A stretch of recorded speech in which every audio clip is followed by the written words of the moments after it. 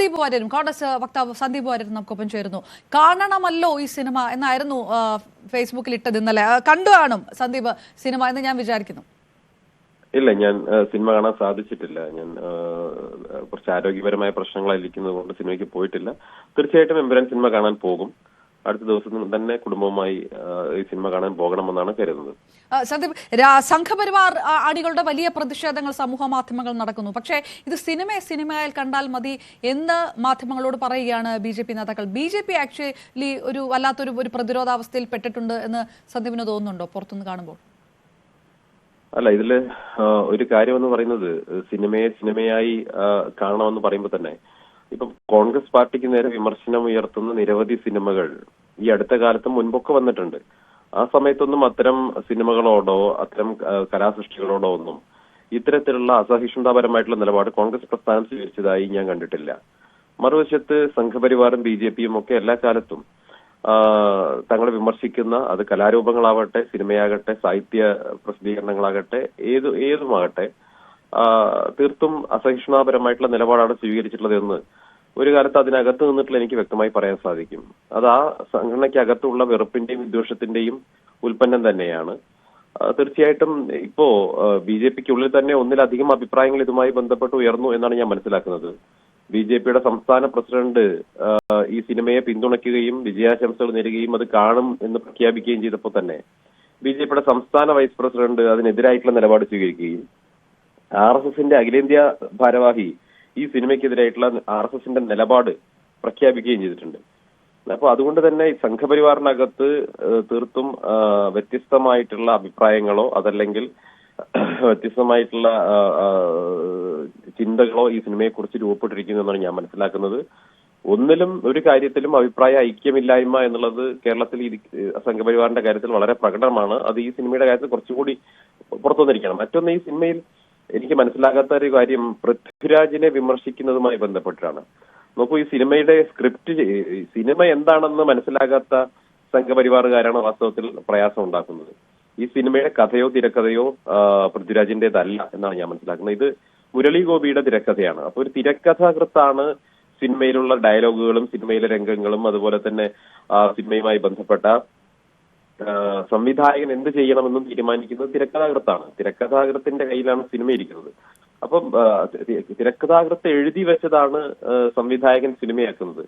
ഇതിന്റെ നിർമ്മാണത്തിലുള്ളത് മോഹൻലാലിന്റെ തന്നെ ആശീർവാദും അതുപോലെ തന്നെ ഗോകുലം ഗോപാലനും ലൈക്കയും അടക്കമുള്ള സ്ഥാപനങ്ങളാണ്. അവരാരും തന്നെ സംഘപരിവാർ വിരുദ്ധനാണെന്ന് ഞാൻ കരുതുന്നില്ല. മുരളി ഗോപി, തിരക്കഥാകൃത്ത് മുരളി ഗോപിയുടെ പിതാവ് ഭരത് ഗോപി BJPക്കാരനായിരുന്നു. മുരളി ഗോപി തന്നെ തുടക്കത്തിൽ അദ്ദേഹം ചെയ്ത സിനിമയിൽ RSSന്റെ ശാഖ കാണിച്ചിട്ടുണ്ട്. ഒരുപക്ഷെ ഇന്ത്യൻ സിനിമയിൽ ആദ്യമായി RSSന്റെ ശാഖ കാണിക്കുന്നത് മുരളി ഗോപിയുടെ സിനിമയിലാണ്. പിന്നീട് മുരളി ഗോപിയുടെ തന്നെ സിനിമയിൽ പിണറായി വിജയനെതിരായിട്ടുള്ള അതിരൂക്ഷമായിട്ടുള്ള വിമർശനം ഉണ്ടായിട്ടുണ്ട്. ആ സിനിമ പ്രദർശിപ്പിക്കാൻ കഴിയാത്ത സാഹചര്യം ഉണ്ടായിട്ടുണ്ട്. അപ്പം മുരളി ഗോപിയുടെ ഒരു സിനിമയോട് CPM കാണിച്ച അതേ അസഹിഷ്ണുത അധികാരമുള്ളത് കൊണ്ടും കൂടുതൽ മസിൽ പവർ ഉള്ളത് കൊണ്ടും CPM ആ സിനിമയെ കേരളത്തിൽ പ്രദർശിപ്പിക്കാൻ അനുവദിച്ചില്ലെങ്കിൽ, ഇപ്പുറത്ത് താരതമ്യേന കുറഞ്ഞ മസിൽ പവറും കേരളത്തിൽ അധികാരവും ഇല്ലാത്തത് കൊണ്ട് ഈ സിനിമയ്ക്കെതിരായിട്ടുള്ള ഹെയ്റ്റ് ക്യാമ്പയിനായി സംഘപരിവാർ മാറ്റിയിരിക്കുന്നു എന്നുള്ളതാണ് വസ്തുത. പൃഥ്വിരാജ് ഇക്കാര്യത്തിൽ ഏതെങ്കിലും തരത്തിൽ ഒരു കുറ്റവാളിയാണെന്ന് ഞാൻ കരുതുന്നില്ല. കാരണം അദ്ദേഹം സംവിധാനം മാത്രമാണ് ചെയ്തിട്ടുള്ളത്. ഞാൻ ഇന്നലെ അദ്ദേഹത്തിന്റെ അമ്മയുമായി സംസാരിച്ചിരുന്നു, മല്ലിക ചേച്ചിയുമായി സംസാരിച്ചിരുന്നു. അവരും ആ കാര്യത്തിൽ വലിയ വിഷമമാണ് പ്രകടിപ്പിച്ചത്.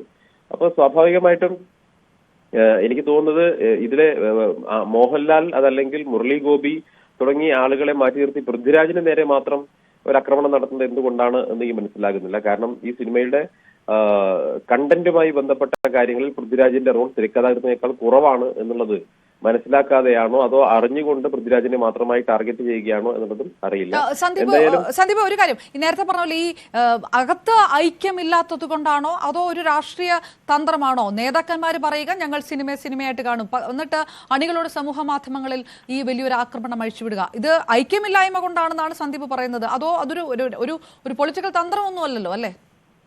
അല്ല, അങ്ങനെ രാഷ്ട്രീയ തന്ത്രം മെനയാൻ ബുദ്ധിശക്തിയുള്ള ആളുകളൊന്നും BJPക്ക് അകത്തില്ല. അതൊന്നും നിങ്ങൾ പേടിക്കണ്ട. പക്ഷെ അവിടെ ഇതുമായി ബന്ധപ്പെട്ട ഒരു കൂടിയാലോചനകളോ കാര്യങ്ങളോ ഒന്നും നടക്കുന്നില്ല എന്നതാണ് വസ്തുത.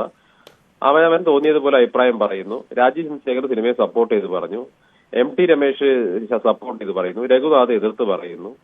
ഇത് ഇപ്പൊ ഇന്നലെ രാജീവ് ചന്ദ്രശേഖരന്റെ ഫേസ്ബുക്ക് പോസ്റ്റിന്റെ ചുവട്ടിൽ കമന്റ് ചെയ്ത ആളുകൾ കെ സുരേന്ദ്രനുമായി വളരെ അടുപ്പമുള്ള ആളുകളാണ്. രാജീവ് ചന്ദ്രശേഖരനെ അതിനിശ്ചിതമായി വിമർശിച്ചുകൊണ്ടും പ്രസിഡന്റിനെതിരായിട്ടുള്ള നിലപാടുകൾ പറഞ്ഞുകൊണ്ടും അതിൽ കമന്റ് ചെയ്തിട്ടുള്ള ആളുകൾ എനിക്ക് പേരെടുത്തറിയാവുന്ന ആളുകളുണ്ട്. അവരെല്ലാവരും സുരേന്ദ്രന്റെ വളരെ വേണ്ടപ്പെട്ട ആളുകളാണ് രാജീവ് ചന്ദ്രശേഖരനെതിരായിട്ടുള്ള കമന്റ് ചെയ്തിട്ടുള്ളത്. ഇപ്പൊ രഘുനാഥ്, കോഴിക്കോട്ടെ രഘുനാഥ് ഞാൻ BJP നിന്ന് പുറത്തു വരാൻ കാരണമായിട്ടുള്ള സംഭവങ്ങളിലേക്ക് അടിസ്ഥാനമായിട്ടുണ്ടായിരുന്ന രഘുനാഥ് സുരേന്ദ്രന്റെ വലം കൈയാണ്, ആർക്കാണ് അറിയാത്തത്. അപ്പൊ സുരേന്ദ്രനും സംഘവും ഈ അവസരം മുതലെടുത്തുകൊണ്ട് സിനിമയ്ക്കെതിരായിട്ടുള്ള നിലപാടും തീവ്ര ഹിന്ദുത്വ നിലപാടും പറയുന്നു. മറുവശത്ത് രാജീവ് ചന്ദ്രശേഖരന്റെ നേതൃത്വത്തിലുള്ള ആളുകൾ ഒരു മോഹൻലാലിനോട് ഒപ്പം ചേർന്ന് നിൽക്കുന്ന നിലപാടുകളും പറയുന്നു. ഇത് അവരൊരു ഡൈലമ്മയിലാണ് എന്നാണ് എനിക്ക് തോന്നിയിട്ടുള്ളത്. അതിലപ്പുറം ഇതിൽ അവർക്കൊരു അഭിപ്രായ ഐക്യം ഉണ്ടാക്കാൻ കഴിയില്ല. പ്രത്യേകിച്ച് നേരത്തെ അല്ല സന്ദീപ്, അതൊരു ഗൗരവകരമായിട്ടുള്ള ഒരു ആരോപണമാകുന്നത് BJP-ക്കകത്ത് ഈ പോസ്റ്റർ വിവാദമൊക്കെ ഉള്ള ഒരു സാഹചര്യമായതുകൊണ്ടാണ്. മുൻ അധ്യക്ഷന്റെ വേണ്ടപ്പെട്ടവർ ഇപ്പോഴത്തെ അധ്യക്ഷനിട്ട പോസ്റ്റിന് താഴെ സൈബർ ആക്രമണം നടത്തുന്നു എന്ന് കൂടിയാണോ സന്ദീപിന്റെ ആരോപണം? അല്ല, സുരേന്ദ്രൻ എല്ലാ കാലത്തും ഈ പണി ചെയ്തിരുന്നാണല്ലോ. അപ്പൊ കുമ്മനം രാജശേഖരൻ പ്രസിഡന്റായിരുന്ന കാലത്തും PS ശ്രീധരൻപിള്ള പ്രസിഡന്റായിരുന്ന കാലത്തും സുരേന്ദ്രന്റെ ആളുകളെ വിട്ടുകൊണ്ട്, സൈബർ അണികളെ വിട്ടുകൊണ്ട് അവരുടെ ഫേസ്ബുക്ക് പോസ്റ്റിനടിയിലും മറ്റും പോയി തെറി വിളിക്കുക, അധിക്ഷേപിക്കുക എന്നുള്ളതൊക്കെ സുരേന്ദ്രൻ ടീമിന്റെ എല്ലാ കാലത്തെയും സ്ട്രാറ്റജിയാണ്. എനിക്ക് നേരെയും ഉണ്ടായിട്ടുണ്ട്. അതിന്റെ വലിയ സംഘം, ഒരു ഗൂഢസംഘം തന്നെ അവർക്കൊപ്പം ഉണ്ട്. അത് കുമ്മനം രാജശേഖരൻ പ്രസിഡന്റായിരുന്ന കാലത്ത് കുമ്മനത്തിനെതിരെ എല്ലാ ദിവസവും സാമൂഹ്യ മാധ്യമങ്ങളിൽ തെറിവിളിയായിരുന്നല്ലേ. PS ശ്രീധരൻപിള്ള പ്രസിഡന്റായിരുന്ന കാലത്ത് തെറിവിളിയായിരുന്നല്ലേ. ഇതൊക്കെ ആരാ ചെയ്യിപ്പിച്ചിരുന്നത്? ആ ടീം വീണ്ടും ഓപ്പറേഷൻ തുടങ്ങിയിരിക്കുകയാണ്. അത്രേ ഉള്ളൂ. സന്ദീപ്, നിങ്ങൾ സിനിമ കാണാത്തതിൽ എനിക്ക് ഭയങ്കര വിഷമമുണ്ട്. കാരണം ഒരുപാട് പേര് സമൂഹ മാധ്യമങ്ങളിൽ നടത്തുന്ന ഒരു കമ്പാരിസൺ, സുരാജ് വെഞ്ഞാറമൂടിന്റെ കഥാപാത്രം, അഖണ്ഡ ശക്തി മോർച്ച എന്ന് പറയുന്ന പുതിയ പാർട്ടി, അതിന്റെ സംസ്ഥാന അധ്യക്ഷന് BJP-യുടെ ഏതെങ്കിലും നേതാക്കന്മാരുമായിട്ട് സാദൃശ്യമുണ്ട് എന്ന തരത്തിലുള്ള കമ്പാരിസൺ ഒക്കെ സമൂഹ മാധ്യമങ്ങളിൽ നടക്കുന്നുണ്ട്. സന്ദീപ് വാര്യർ ആ പാർട്ടി വിടുമ്പോൾ കൃത്യമായി പരിചയമുള്ള ആരുടെയെങ്കിലും കഥാപാത്രം, ആർക്കെങ്കിലുമായിട്ട് ഒരു താരതമ്യം സുരാജ് വെഞ്ഞാറമൂടിനുള്ളതായിട്ട് പഴയ സുഹൃത്തുക്കൾ ആരെങ്കിലും മെസ്സേജ് അയക്കുകയോ പറയുകയോ മറ്റോ ഉണ്ടായിരുന്നു? അല്ല, ഞാൻ BJP-യിൽ സുരേന്ദ്രനുമായി അകലാനുണ്ടായ ഏറ്റവും പ്രധാനപ്പെട്ട കാരണം മറ്റൊരു സിനിമയായിരുന്നു. അഖിൽമാരാര് സംവിധാനം ചെയ്തിട്ടുള്ള താത്വിക അവലോകനം എന്ന സിനിമയുടെ പൂജ ക്രമം അത് ഉദ്ഘാടനം ചെയ്തത് ഞാനായിരുന്നു. പക്ഷെ വാസ്തവത്തിൽ എനിക്ക് ആ സിനിമയുടെ സ്ക്രിപ്റ്റുമായി ബന്ധപ്പെട്ട ആ സിനിമയുടെ സ്ക്രിപ്റ്റ് എന്താണെന്ന് എനിക്ക് അപ്പോൾ അറിയുമായിരുന്നില്ല. പക്ഷെ ആ സിനിമയിലാണ് എനിക്ക് തോന്നുന്നു സുരേന്ദ്രനെ ട്രോളുന്ന ഒരുപാട് രംഗങ്ങൾ അഖിൽമാരാർ ഷൂട്ട് ചെയ്തത്. എനിക്ക് അറിയുമായിരുന്നില്ല അത്തരത്തിൽ രംഗങ്ങളുള്ള കാര്യം. എനിക്ക് അറിയാതെയാണ് സുഹൃത്ത് എന്ന നിലയ്ക്ക് വിളിച്ചപ്പോൾ പോയിട്ട് അതിന്റെ ഉദ്ഘാടനം നിർവഹിച്ചത്. പിന്നീടാണ് സിനിമയിലെ ഉള്ളിയല്ല, ബീഫ് അല്ലടാ ഉള്ളിയാണ് തിന്നതെന്നൊക്കെ പറഞ്ഞ രംഗങ്ങളും മറ്റും വന്നത് അതിൽ ആ സിനിമയിലായിരുന്നു. ഞാൻ മനസ്സിലാക്കുന്നത് ഈ സിനിമയിലും അതുപോലെയുള്ള ചില ദൃശ്യങ്ങളുണ്ട് എന്നാണ് ഞാൻ മനസ്സിലാക്കുന്നത്. 35 സീറ്റ് കിട്ടിയാൽ കേരളം ഭരിക്കും എന്ന് പറഞ്ഞതുപോലെ സുരേന്ദ്രൻ അന്ന് പറഞ്ഞതുപോലെയുള്ള ചില വിടുവായത്തങ്ങളൊക്കെ ഇതിലും കാണിച്ചിട്ടുണ്ടെന്നാണ് ഞാൻ മനസ്സിലാക്കുന്നത്. എന്തായാലും സിനിമ കാണട്ടെ, കണ്ടതിന് ശേഷം ബാക്കി അഭിപ്രായം ഞാൻ എഴുതുന്നതാണ്. റൈറ്റ്, തീർച്ചയായിട്ടും സന്ദീപ് വാര്യർ സിനിമ കണ്ട ശേഷം ഏത് തരത്തിൽ പറയുന്നു എന്നുള്ളത് സമൂഹ മാധ്യമങ്ങളിൽ സന്ദീപിനെ ഫോളോ ചെയ്യുന്നവരും ഉറ്റുനോക്കുന്ന കാര്യം. വളരെയധികം നന്ദി. ഇപ്പോൾ